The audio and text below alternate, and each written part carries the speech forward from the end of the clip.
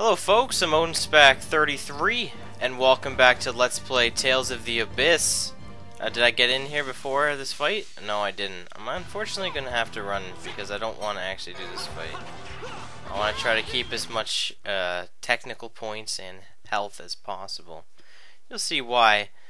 But this is another episode of Tales of the Abyss, part 53.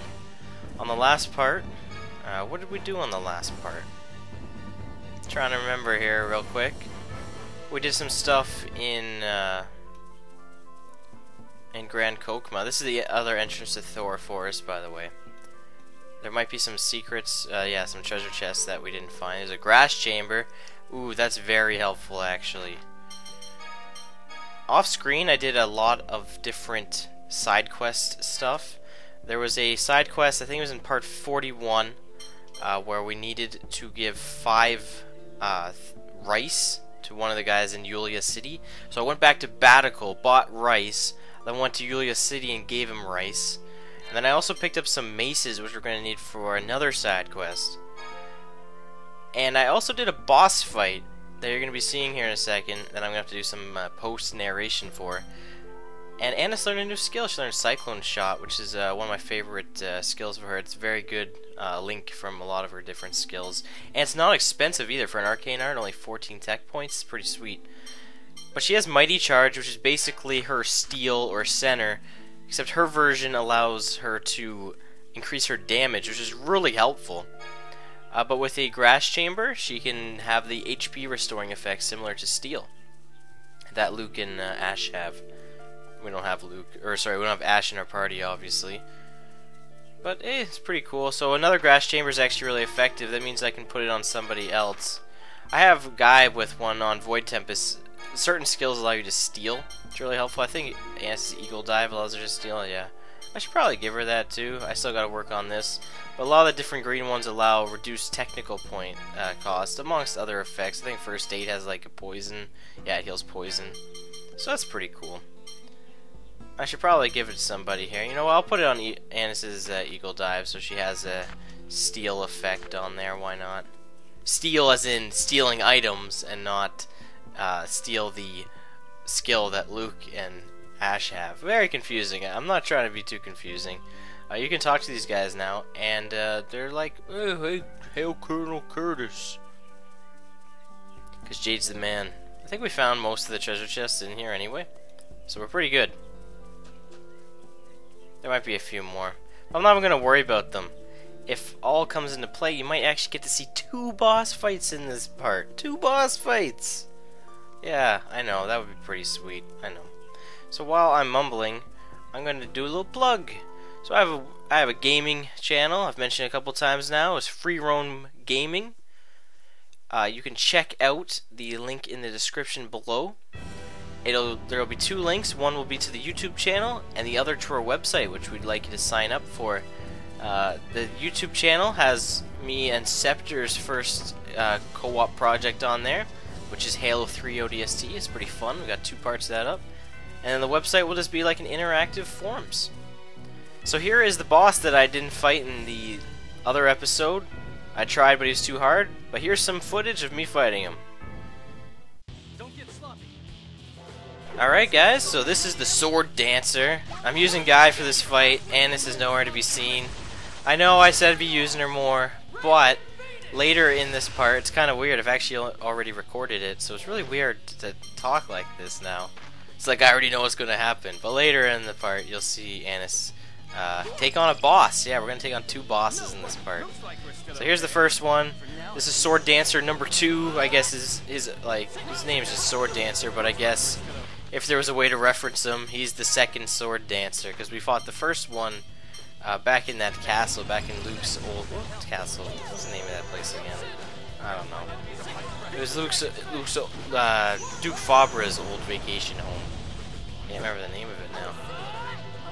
It's not important. You all know what I'm talking about. That was a tough fight back then. This one is equally as tough. That storm attack is ridiculous. Something you should know, when you use free run, that's the ability to run in any directions besides a straight line. because when you just regularly run, you can only run towards your enemy or away from the enemy. But if you free run, you can run all over the place. If you get caught while you're free running, you get critical hitted, guaranteed. And if that guy uses Storm, you're done if he hits you with that. Or pretty much anything. This guy is very powerful. You can fight this guy a lot later. But there's a time where you eventually can't do this fight anymore. Eventually, the time, like there's a pretty big bracket of when you can fight this guy. There's a big opening window, but it does eventually close. But the sooner you fight him, the better, because you get a really good reward from him that you're gonna see me talk about later. And it's really handy.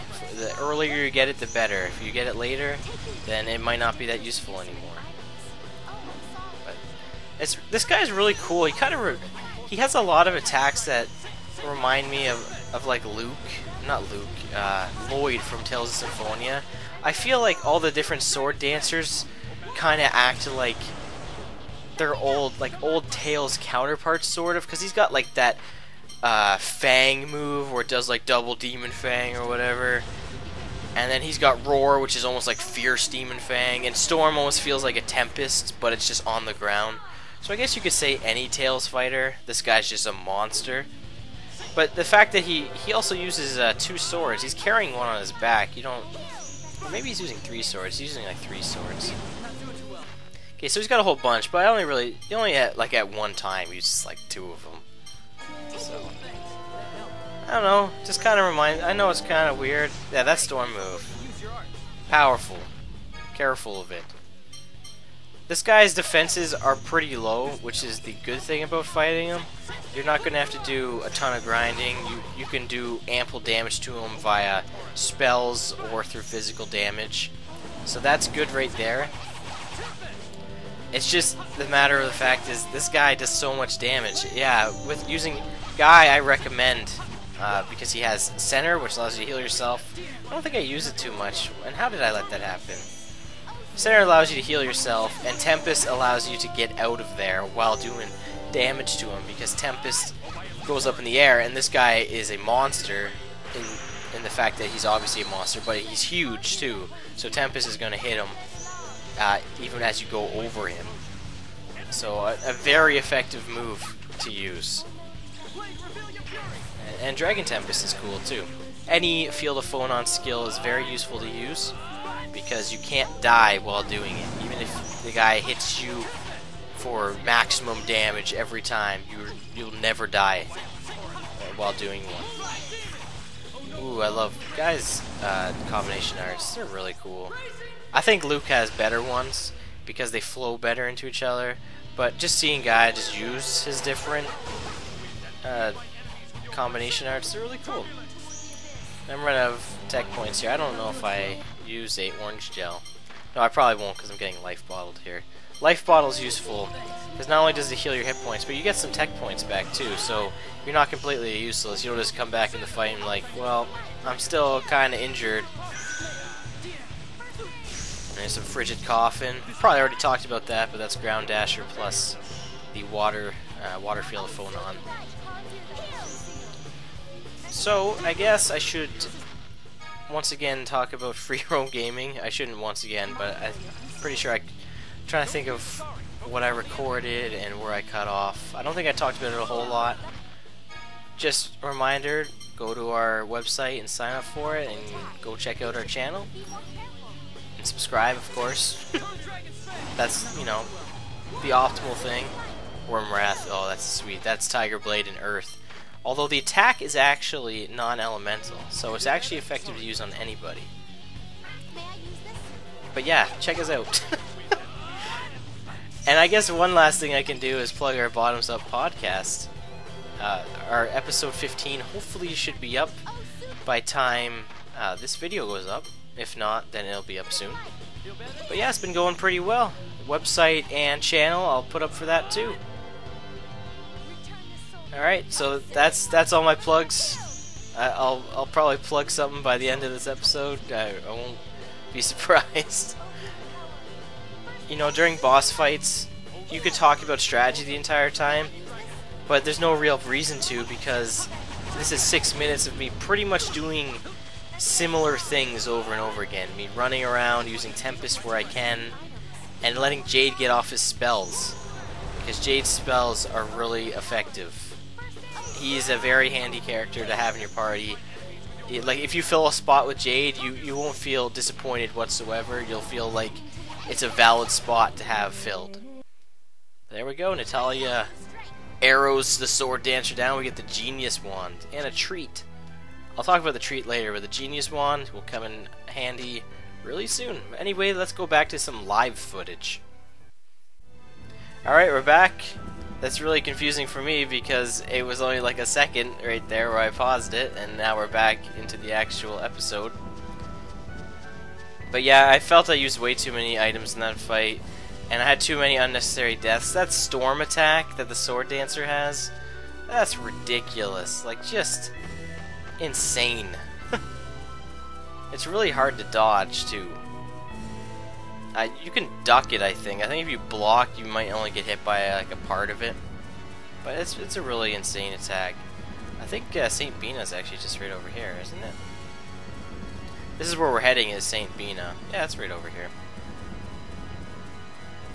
So we're about 11 minutes in right now. It's really weird. I'm only 5 minutes into footage right now, but because of the sword dancer fight, I gotta try to work around. But here's St. Binah. Alright guys, I'd be lying if I said this wasn't another recording, but I had something that went kind of miserable. I can't remember if I mentioned if I bought 5 maces, but make sure you buy them here if you don't have them already. This is part of the side quest in Yulia City, so make sure you have 5 maces for it. You'll need it later in the game. That will require you to have done the 5 apple gel one, I think it was 5 apple gels, and 5 rice one, which I did off screen. Also, make sure, if you haven't done already, I'm pretty sure I showed this off too. There's a guy with a poster over here, and you burn it earlier in the game, and you have to go to Macedonia to get a new one. Make sure you talk to him now too. And if you need any medicine, you can buy that too, because this is a really good place to buy it. Why am I saying all this stuff? Actually, I should probably buy some medicine now, because, like I said, I had something go wrong. This isn't the most optimal shop to buy medicine from in St. Binah, but I don't feel like walking to the back of town, so I'm just gonna do it here. So here's the Malkuth base. Let's take a visit. Actually, before we take a visit, I better remember this now. We're gonna be taking guy out of the party. We got a very mage-heavy party here. I'm just gonna set up nothing too particular, but. Okay, so it's kind of particular. And also, Natalia learns Star Stroke off screen. I forgot to mention that as well. Alright. I think I got everything I want set. I don't need negative. I don't need limited. I'm just going to have negative gate. So, I can put on another skill here. Which one, though? Maybe I will just leave on. Oh, I guess I can put something else on. I got Dual Dragon Surge, which is another cool one. Shadow Tempest is kind of cool. And strategy? Arts only, heal 100%. Let's put Annis in the middle. Yeah, that sounds about good. Let's get rocking and rolling. I told you, Father. With Kaitsur overrun, we cannot afford to have troops leave the city. But if we don't evacuate the civilians, St. Binah will become the next Axarius. We cannot make a move without an order from His Imperial Majesty. If an order from Emperor Peony is what you're waiting for, we just brought it. Colonel Curtis, you're alive. What did His Majesty say? We're to evacuate the civilians to the Engave area. But that will mean leaving the city unguarded.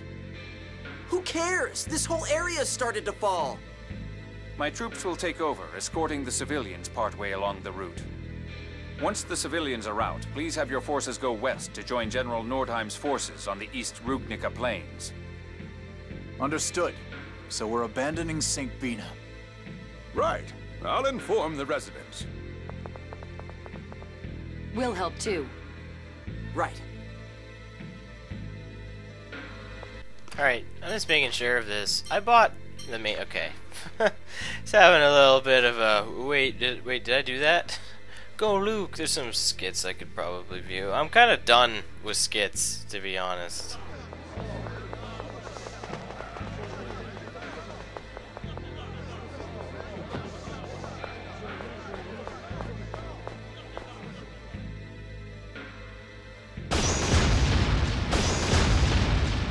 Run!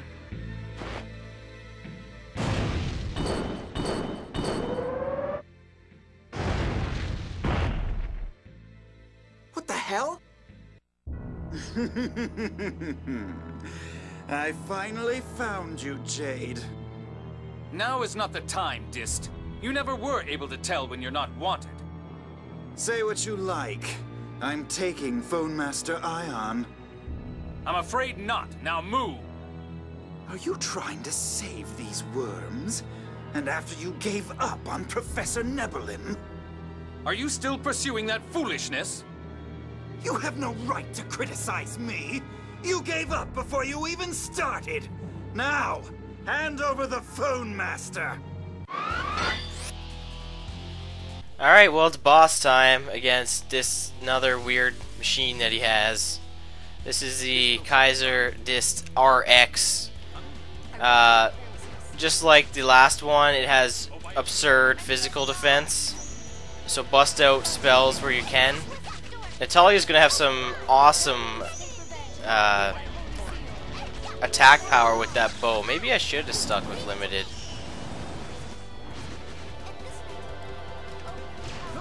Alright, Natalia, get out of there, please. Oh, she might live. Here's some Crimson Riot. The Kaiser Dist RX is weak to water, so use that where appropriate. Oh, she had an over limit? Fudge, I should have utilized that. Alright, let's just use some sort of move here that we can use our Mystic Art on. Not doing a whole lot of damage because this guy has absurd attack or defense, and Annis doesn't have a lot of attack power because her weapon, she has a new weapon. We got this from the Sword Dancer. This is the Genius Wand. It has some absurd phonic attack on it, but it's also the most powerful weapon that she can utilize right now. So I'm going to try to use Annis as both a as like a kite, if you've ever played any RPGs, kiting someone away from our mages, which I'm not doing a very good job with. But this is actually kind of working here. Alright, oh, of course, he goes right back after Jade. That block here. Ooh, that really hurt. Come on, go away from him. Fudge, I'm dead. Okay, maybe, no, not her. Maybe she can get me up in time. Get healed by Healing Wind. Okay. And use some Frigid Raptor. Bam. Alright, so I'm not using Luke or Guy, because their physical attacks are okay, but the AI is pretty dumb. So I'm more so utilizing all my mages. Because why not? Let's bust out some more Frigid Raptor. I think I'm close enough for him to hit. Yeah. He keeps going after Jade. I can't get him away from Jade. So I'm just going to keep busting out spells on him. I guess Jade can suffice as my kite for now, because Annis has some really powerful spells right now. So it's not the most interesting thing, I know, but hey, why not go for it? Oh, there we go. You got dizzied, so we can bust out some skills. Bam.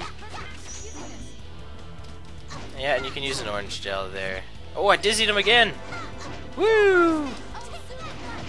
Cyclone Shot's really good too, because it can get you out of the way of his attacks as long as he's not on the edge of the screen, because you can't go through the edge of the screen.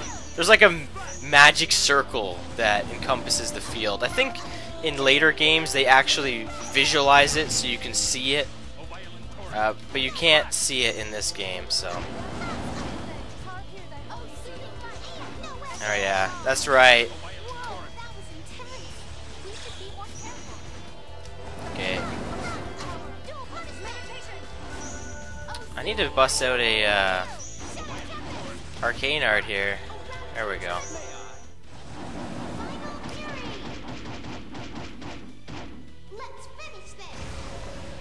Yeah, how worthless was that? An overlimit mystic art that did a whole like 400 damage. Yeah, kind of worthless, I know. Alright, and now that Tyr is an overlimit, let's have her use hers. This should do some good damage.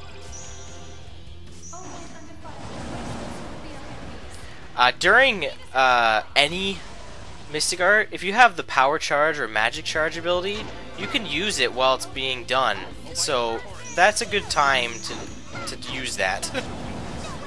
Alright, block that or else I probably would have died.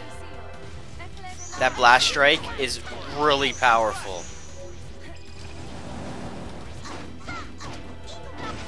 Oh, uh-oh. I'm dead. Yeah, I knew that. I knew that was coming as soon as that happened. Man, this is a really tough boss. It's gonna be a long video, I think. Let's bust out another spell on him. It's kind of cool. He's using fire attacks. If he moves into it, I can get off a Crimson Riot with my negative gate here, which I think is a little bit stronger than negative gate. But I'll go. Oh, okay. Yeah, he got in range. Good. I like negative gate. Very powerful. Why are you using Nightmare? Okay, fine. I guess I'll life bottle Jade. I was kind of hoping for a resurrection from you there. It's here. No. Ooh, that was close. Blast Strike's basically like an instant explosion spell. Well, I tried to. I tried to give you support there, Jade. Now, this boss doesn't have any Mystic Arts, I don't think. But he overlimits a lot more than any of the other God Generals you'll fight. So. Yeah, bust out some splash there, Jade.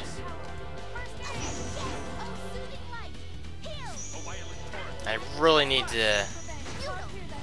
I'm trying to keep him away. He's really hard to keep away. There we go. If you get an FOF off, you can stun him, because Frigoraptor usually stuns, and you won't die as long as you're using one. So, let's try to lead him in here. Oh, here we go. Here's a Crimson Riot happening right now. Please. Ah, close. Just got owned. I got greedy.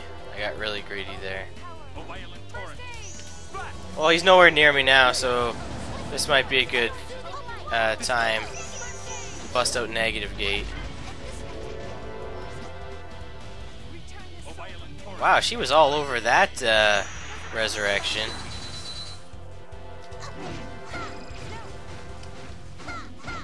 I can't get her off of Tyr. Seriously, go away. Thanks, Tyr, for finally moving. The AI is pretty, like, it's really dumb sometimes. They'll just stay there and like, oh, I'm gonna try cast spell again. Oh, I'm gonna try cast spell again. So, oh yes, prepare yourself indeed, because Jade is about to own face. Oh, very well. Be gone! O admonishing melody, arise in the name of the necromancer, Mystic Cage! No. You really should value your life more. Oh man, that was awesome! He ended the fight with that. Did you see that 7,000 damage? Oh, that was sick! Yes, Jade, you're the man. That was like the perfect ending too.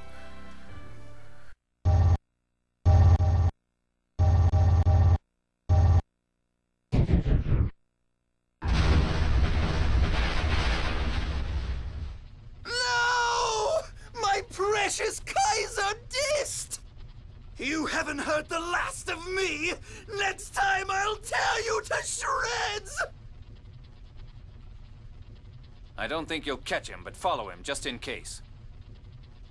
Yes, sir.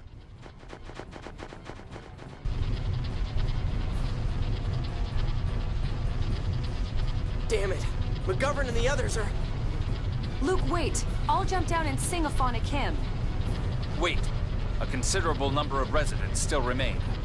You can't protect them all with your hymn. Let's think of a more definite plan. Don't worry about us. Take care of the others. Damn it. Isn't there anything we can do? If only we could fly. Fly? Hey, I heard they were doing flight experiments in Sheridan. Flight experiments? What's that? If I recall, they have an ancient hover drive that was excavated by the Order. Supposedly, back in Yulia's age, they attached those to vehicles and flew in them. All the phone machine buffs have been talking about it. Yes, I approved the project to share technology with Kimlaska. The flight experiments should be underway. That's perfect. Let's go borrow whatever they're using for the experiments. If we hurry, maybe we can save the people. Will we be in time? This situation looks different than Axarius, but even still.